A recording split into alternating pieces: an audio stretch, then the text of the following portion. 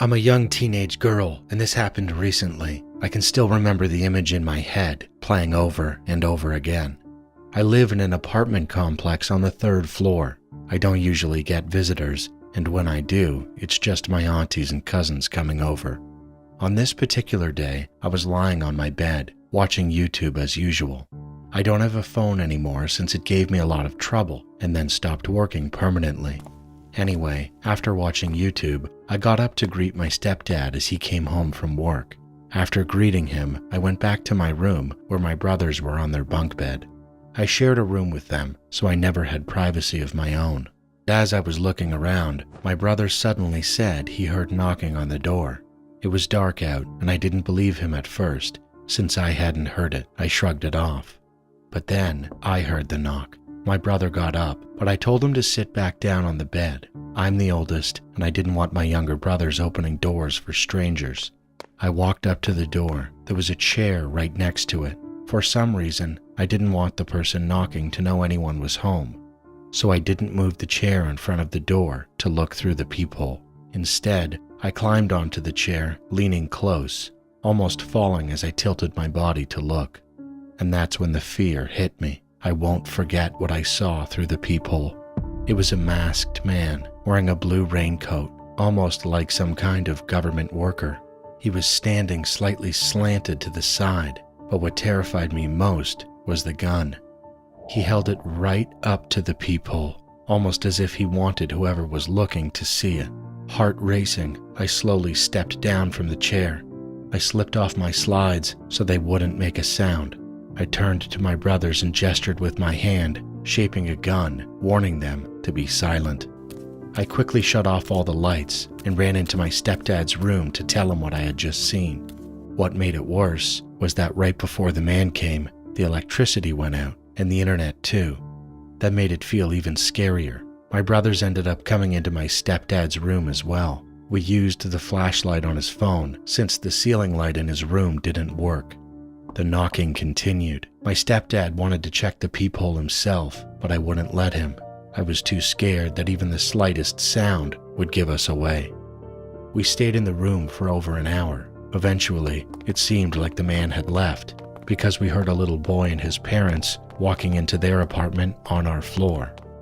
We could also hear kids playing downstairs on the 1st floor. That was when I finally called my mom and asked if we could go to my aunt's house. Without telling her what had happened, we left in a hurry. I never saw that man again, but the thought still terrifies me. What if I had let my brother open the door?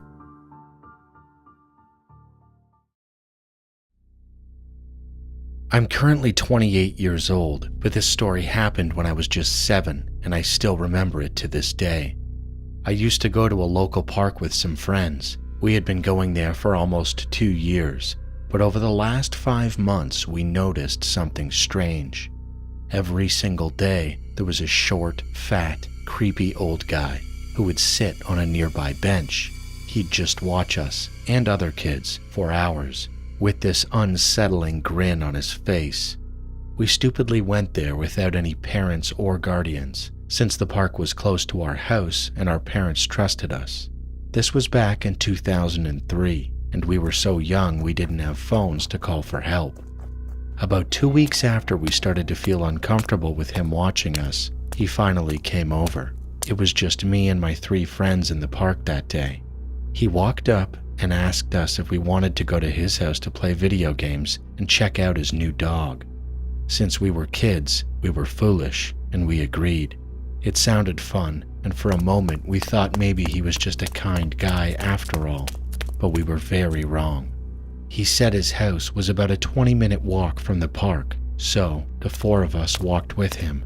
About 10 minutes into the walk, a cop car drove by and started to slow down. The passenger cop leaned out the window, staring at us. The man told us to walk faster, saying that way we'd get more time to play games and to see his dog before having to leave, so we picked up the pace. But then, the cop car suddenly made a U-turn, and a loud voice shouted, "You there! Freeze! Put your hands on your head! You're under arrest!" We froze, confused and scared. The man bolted, but because of his age and size, he didn't get far. One cop tackled him to the ground and cuffed him, while the other officer asked us if we were okay and what had happened. We told him everything. He nodded and said it was very lucky they drove by when they did. Another cop car was called to drive us home, while the first car took the man to the station. The police explained everything to our parents, and from that day forward, we were banned from going to that park. At the time, my parents thought I was too young to understand the details, but when I turned 13, they finally told me the truth. That man was a known sexual offender. He called what he did his hunting, and he did it at local parks. That revelation terrified me. I started thinking about what could have happened to me and my 3 friends if that cop car hadn't driven by and stopped him. And honestly, I don't even want the answer, because I already know what it would have been. The police didn't share many details about his punishment, but my dad told me that one officer said the man would get at least 15 years in prison for his other crimes. My name is Dhruv Prajapati, and I am from India. I'll tell you about an experience I had on Dumas Beach that still chills me to the bone. Dumas Beach in Surat has always been a place wrapped in mystery and dark rumors.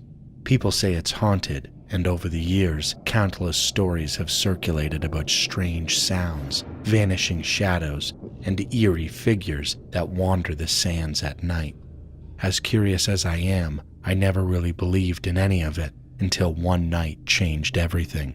It was a rare weekend night, and some friends and I decided to hang out on Dumas Beach after sunset. We'd heard the rumors, the tales of restless spirits, unexplained disappearances, and how people seemed to disappear into the mist along the shore. But we just laughed it off, convinced it was nothing but local folklore meant to keep people away after dark. As we walked along the beach, the only sounds were the waves crashing and our voices echoing strangely in the emptiness. Then, without warning, an icy gust of wind swept across the beach. It cut right through us, and we all felt the sudden chill. One of my friends even joked, "Maybe it's one of the ghosts." but the laughter faded when we heard it, a whisper, faint and breathless, like someone was speaking just behind us. We stopped, our senses on high alert, and looked around. There was no one. The beach was empty. I brushed it off, figuring it was just the wind, but something felt wrong. I remember hearing that the beach was once a Hindu burial ground, and that maybe, just maybe, the souls of those buried here hadn't yet found peace. As we walked further, my flashlight started flickering, and a thick, eerie mist began to roll in. It was denser than anything I'd ever seen. Just then, one of my friends gasped and pointed at the ground. There, right in front of us, were footprints, appearing in the sand as though someone invisible was walking straight toward us. Our nerves got the better of us, and one of my friends whispered, "Let's get out of here." I didn't need to be told twice, but something, maybe my curiosity or something else, held me back for just a moment longer. I looked down at the footprints moving closer, step by step, almost as if they had intent. And then, for just a brief second, I saw it, a shadow-like figure, its hollow eyes staring directly at me. The look in its eyes wasn't anger, it was something else, a mix of sorrow and warning. Heart racing, I stumbled back, and my friends and I broke into a run. As we sprinted back, I could hear faint whispers following us, growing louder, and footsteps closing in behind us. When we finally reached the entrance to the beach, where the glow of the streetlights met us, we dared to turn around. The mist had already thinned, and the beach looked silent, almost peaceful, as if nothing had ever happened. To this day, I have never gone back.